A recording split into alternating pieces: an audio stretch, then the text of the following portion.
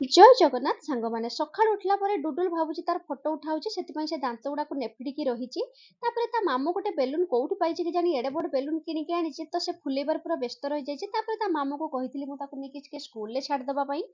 ମାମୁ ଭାଣିଜ ବାହାରି ଯାଇଥିଲେ ଡୁଡୁଲ ସ୍କୁଲ କୁ ଗଲା ପରେ ମୁଁ ଏଠି ବାଦାମ ରଖିଥିଲି। ବର୍ଷା ଦିନ ଯେହେତୁ ଯାଇଛି ପୂର୍ବରୁ ତ ବାଦାମ ଗୁଡାକ ନଷ୍ଟ ହେଇଯିବ ବୋଲି ମୁଁ ଆଗ ବାଦାମ ଗୁଡାକୁ ଭାଜି ଦେଇଛି ତାକୁ।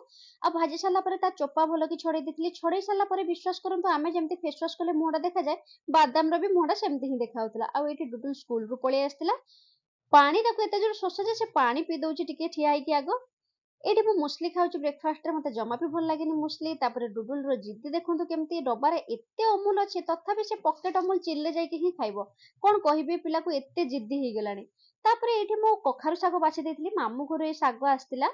ତ ମତେ ବହୁତ ବଢିଆ ଲାଗେ ରାଇ କଲେ। ତାପରେ ମୁଁ ବ୍ୟସ୍ତ ରହିଯାଇଥିଲି ଦିପହର ଖାଇବା ତିଆରି କରିବାରେ କାହିଁକି ନା ସାନ ଭାଇ ଆଜି ମୟୂରଭଞ୍ଜ ଯିବ ସେଥିପାଇଁ ଜଲ୍ଦି ଜଲ୍ଦି ରୋଷେଇ କରିଦେଇଥିଲି। ଆଉ ରୋଷେଇ ଦିପହର ଖାଇବାରେ ହେଇଥିଲା ଆମର ଭାତ ହରଡ଼ ଡାଲି କରିଥିଲି ତା ସହିତ ଏଇ କଖାରୁ ଫୁଲକୁ ମାନେ କଖାରୁ ଶାଗକୁ ରାଇ କରିଥିଲି। ପୋଟଳ ଆଳୁ ଭାଜିଥିଲି ଆଉ ତା ସହିତ ବାଦାମ ଟିକେ ଚଟଣି ବନେଇ ଦେଇଥିଲି। ତାପରେ ଚାଲି ତାକୁ ଛାଡିବା ପାଇଁ ଛାଡିକି ଏଇଠି ଏତେ ଖରା ହେଇଥିଲା ଯେ ମାନେ ଥକାହାରା ହେଇକି ମୁଁ ଟିକେ ପହଞ୍ଚି ଯାଉଛି ମାନେ ସିଢି ଚଢୁଛି। ଆସିଲା ପରେ ମତେ ଏତେ ଭୋକ ମୁଁ ହଉଛି ଖାଇ ଦଉଛି ଖାଇବା ଖାଇସାରିଲା ପରେ ଟିକେ ରେଷ୍ଟ ନେବି କାହିଁକିନା ମତେ ନିଦ ବି ଟିକେ ଟିକେ ଲାଗିଲାଣି। ତ ଛାନିଆରେ ମୁଁ ଜଲ୍ଦି ଜଲ୍ଦି ଖାଇ ଦେଇକି ହଠାତ୍ କିନା ଆସିଲା ମୋର ଫୋନ ଯେ ପାର୍ସଲ ଆସିଛି ବୋଲି। ତ ସେ ଭାଇଙ୍କୁ ଡାକି ଦେଇଥିଲି ଟିକେ ଉପରକୁ ଆସିଲା ପରେ ମୁଁ ତାଙ୍କୁ ଓଟିପି ଦେଇକି ମୋ ପାର୍ସଲଟାକୁ ରିସିଭ୍ କରିଦେଇଥିଲି। ପାର୍ସଲଟା ମୁଁ କଣ ଆସିଛି ପରେ ଦେଖେଇବି।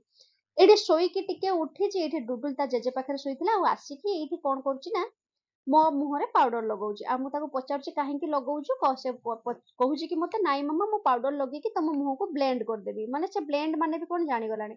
ଆଶା କରୁଛି ମୋ ଭିଡିଓଟି ଆପଣମାନଙ୍କୁ ଭଲ ଲାଗିଥିବ। ତାହେଲେ ଲାଇକ୍ ସେୟାର ସବସ୍କ୍ରାଇବ କରିବାକୁ ଜମା ବି